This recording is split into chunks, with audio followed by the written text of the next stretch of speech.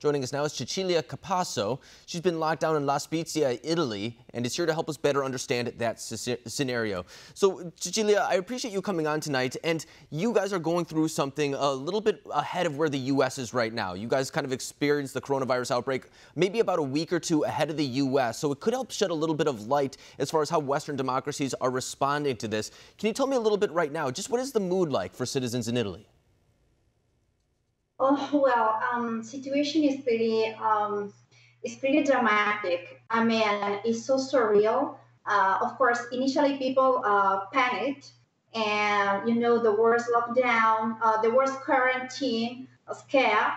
Now we have been locked for 2 weeks. Situation is pretty more calm, but of course we are afraid. We can't wait to go back to a normal life, of course. Mhm. And I understand, too, that you've been on this lockdown maybe for about a week or two now at this point. It's been a little bit slower moving here to the U.S. We're kind of going through the same thing. When you did go on lockdown, how were you notified? Did the government just kind of put out a notice and then you guys were asked to kind of stay in your homes? Oh no, the President Conte, the Premier Conte made an announcement on TV about the COVID virus law decrease and the measures. And so now at this point, since you are kind of locked down at this moment, how do you, for example, get necessities, maybe groceries, anything like that? Are you allowed to go outside for that, or are they delivered? Oh well, initially it was panic, heavy panic because people was crazy. A storm on the stores or leaving the shelves bare. But now situation is pretty much better. But no, we are not allowed to leave house. I do go outside to get groceries only. Okay. So, for example, if you were sick then and you were to leave your home, are there any type of enforcement mechanisms? Are the police patrolling the street or anything like that? No, never. Outside is so surreal. People, you're not allowed to leave house. You need to have a certification every time you leave. Today, people was on the street with a speaker warning people to stay home, and this is very scary, definitely. So we And are not allowed to leave home, definitely no. hmm. And you are right now in the northern part of the country, in fact, by Genoa, which is about, I would say, about 2 hours east of Milan. Am I right?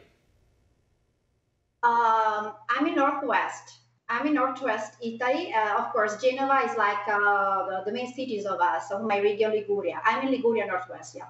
Okay. And so in that region, too, that was kind of where the coronavirus outbreak was the most drastic. The most people were infected in the northern part of the country.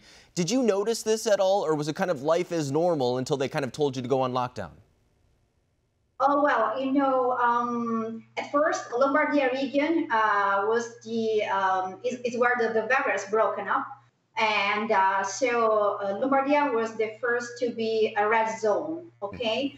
Later, everybody of us got in quarantine after the announcement, everybody.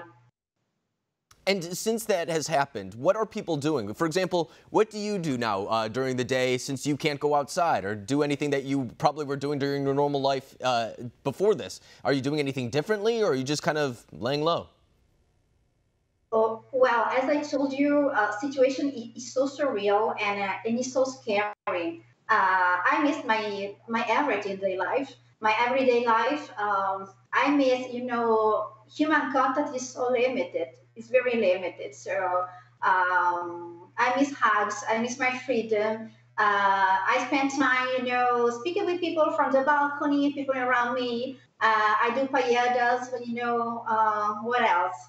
I try to kill the time. We try to support each other. We try to help each other.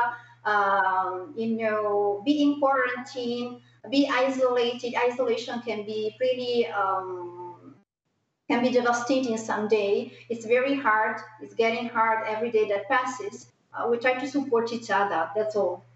No, I think that's all you can do in these times. We've seen videos coming out of Italy of people singing on their balconies, things like that, which kind of lifts spirits a little bit. But at this point right now, do you know how much longer you will be on lockdown for? Okay, I think April the 3rd, another announcement from the president is coming up.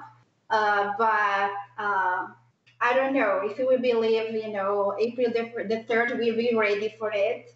We are finger crossed. We are making a big effort in it. There's a big campaign of information on TV and on the internet about the virus, about the measures to be respected. And one campaign is called hashtag Io sto a casa, which means hashtag I stay home. Another one, hashtag andrà tutto bene, which means hashtag it will be fine. And this is very helpful because so people is aware and doesn't feel alone.